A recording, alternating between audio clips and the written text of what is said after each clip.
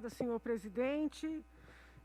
Reiterando o que anunciei na sexta-feira passada, depois da nossa sessão plenária na sexta, foi protocolizado um projeto de lei que ganhou o número 668 de 2021, proibindo o famigerado passaporte da vacina no estado de São Paulo. Tá? Como eu disse, peguei todos os projetos que estavam em trâmite na casa, compilei junto com a minha assessoria, apresentei para os colegas, alguns já tinham projetos individuais, vários colegas já subscreveram na própria sexta. Reitero aqui o convite aos demais que queiram, poderão entrar como coautores, tá? Já estão como coautores, ao meu lado, deputado Altair Moraes, deputado Castelo Branco, deputado Coronel Telhada, deputado Delegado Olim, deputado Gil Diniz, deputada Letícia Guiar, deputada Marta Costa, deputado Carlos César, deputado Coronel Nishikawa, deputado Danilo Balas, deputado Douglas Garcia e o deputado Major Meca, o presidente aqui da sessão. O deputado Dávila já vai pedir coautoria também, porque tem umas burocracias, então tem um prazo, então ele vai pedir coautoria. A deputada Valéria Bolsonaro vai pedir coautoria também. E todos os demais que desejarem estão convidados. No final de semana recebi vários e-mails de paulistas. Alguns tomaram a primeira dose, não desejam tomar a segunda dose, não tem obrigação de dizer por quê.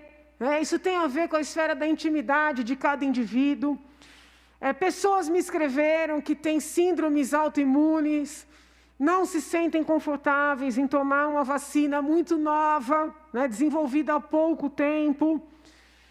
Outros me escreveram porque são alérgicos, são pessoas muito alérgicas, preferem não correr o risco de ter uma reação. Isso é um direito individual do cidadão, decidir o que entra, o que não entra no seu corpo. E, estranhamente, tudo que eu aprendi e ensinei de direito está sendo, vamos dizer assim, subvertido nesse momento.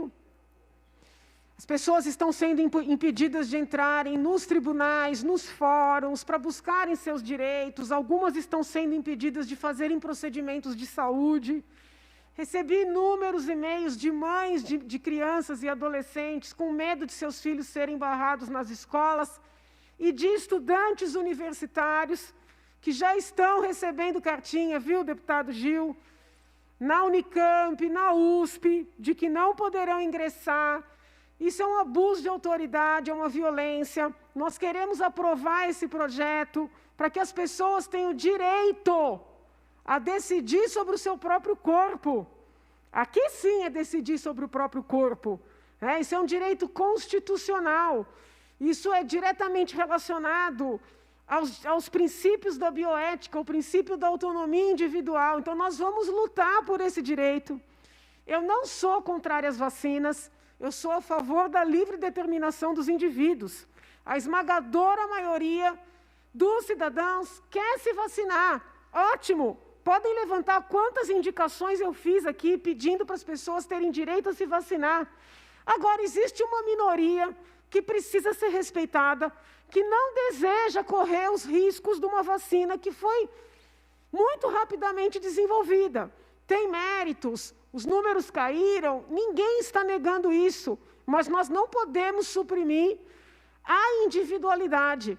Então, nós vamos lutar por esse direito. Peço apoio dos colegas, aqueles que puderem entrar como coautores serão bem-vindos, que puderem pedir para o presidente pautar esse projeto.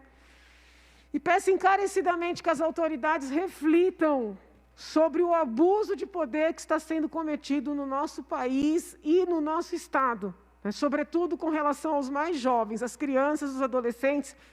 Não podem ser impedidos de entrar na escola, nos cursos educacionais. O projeto é explícito nesse sentido e com relação a outros direitos também.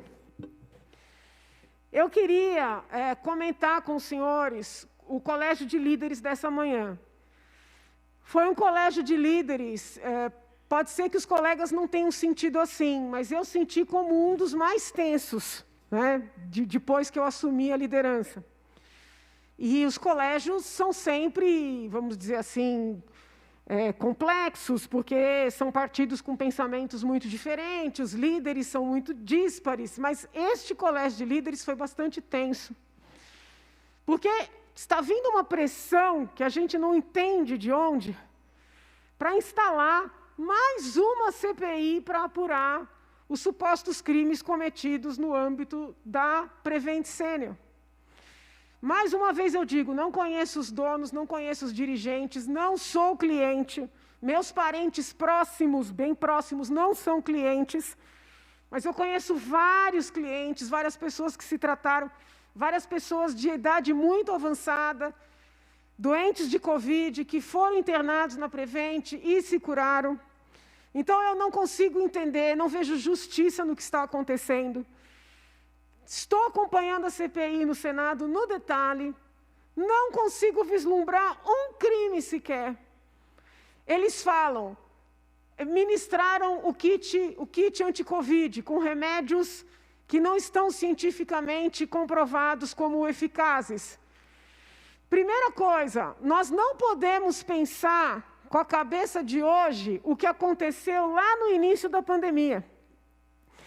No início da pandemia, para quem acompanhava as notícias internacionais, não se sabia o que fazer no mundo. No mundo. Quem assiste séries, vocês vão rir, mas é importante falar, séries americanas da área de saúde, que fizeram episódios sobre a pandemia do Covid, os médicos nas séries americanas estão discutindo hidroxicloroquina e cloroquina. Ou seja, foi uma pauta levantada no mundo. Eu tive Covid, não tomei hidroxicloroquina, não tomei porque o meu médico não prescreveu, mas se tivesse me dado, eu teria tomado e tomei uma série de outros remédios, né, como o antibiótico azitromicina.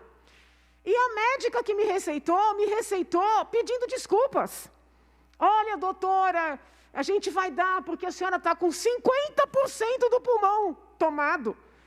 Aí eu pergunto, quer dizer então que essa médica deveria fazer o quê? Me colocar de bruços para respirar melhor, porque eu só conseguia respirar de barriga para baixo, e rezar? De novo, gente, eu sou favorável às orações, sou adepta, mas um bom médico precisa tentar. E foi o que esses profissionais fizeram. E agora, com uma cabeça de 2 anos depois, querem criminalizar pessoas que não descumpriram nenhuma lei. Mas o mais estranho não é isso, o mais estranho é por que outra CPI? Quem está por trás disso? Já tem uma CPI no Senado, já tem uma força-tarefa no Ministério Público, já tem uma CPI na Câmara. Para que outra CPI? Sem nenhum demérito à Alesp, o que é que nós temos aqui que os outros não estão fazendo? Qual é a necessidade de enxovalhar, da maneira como vem sendo enxovalhado, o nome de uma instituição? Buscou-se no Colégio de Líderes, porque eu fiquei completamente isolada, junto com a deputada Valéria, que é a líder do PRTB, o deputado Douglas, que é o líder do PTB, os demais que estavam presentes, e hoje havia muitos líderes presentes, foram todos defensores aguerridos dessa CPI, né? Eles tentaram levantar a tese de que seria uma questão de ser ou não ser bolsonarista. Não é disso que se trata. Né?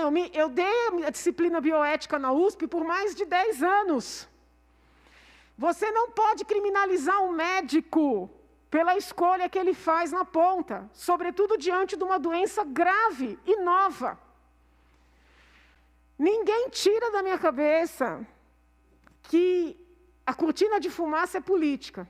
Ah, querem brigar com o presidente, mas que o bastidor é econômico. Tem algum grupo aí chegando, querendo tomar o lugar dessa empresa, que presta um bom serviço, e é muito barata, gente. Essa empresa já vem há muito tempo incomodando. Lá atrás, vocês vão lembrar, nem se falava em CPI da Covid, já queriam arrumar encrenca com esse grupo. Então, eu vou obstruir, No colégio de líderes chegaram a fazer ilações, que o que eu estava falando ali privadamente viria a público. Ninguém precisa trazer a público... Vossa Excelência me concede uma comunicação? Ninguém precisa trazer a público o que eu falo no colégio de líderes, porque eu já venho falando isso desde o primeiro momento. Tentaram criar um acordão para a gente aceitar instalar a CPI, aprovar a urgência, e eu já deixei claro no Congresso, no colégio, estou dizendo aqui, eu vou obstruir, inclusive a urgência. Inclusive a urgência. Porque a história está estranha, está mal contada. Hoje já tem notícia, inclusive de jornalista esquerdista, que os médicos que estão acusando o grupo de tê-los forçado a ministrar os remédios, tomaram e deram para os seus parentes. Gente, se eles estavam contra, se aquilo era uma pressão, se eles estavam sob um constrangimento ilegal, e foi alguém na casa deles obrigá-los a tomar e dar para os seus parentes? Conseguem perceber que a história está estranha?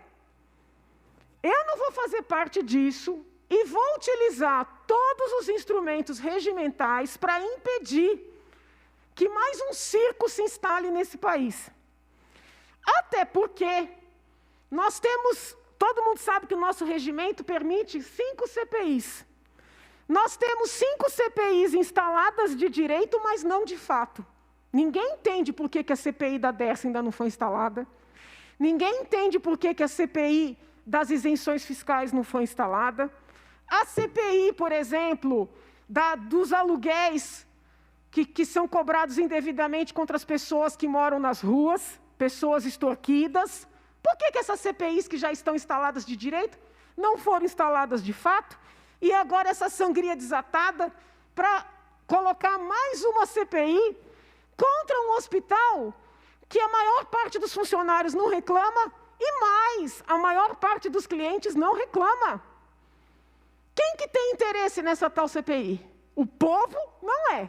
Então eu vou obstruir, sim. E peço aos colegas que entendam que essa palhaçada não deve se repetir aqui, que estejam no plenário, quarta-feira, 16h30, para discutirem esse pedido de urgência. Porque a gente tem que se juntar para não permitir que essa casa seja massa de manobra, como as outras estão sendo. Obrigada, senhor presidente. Muito obrigado.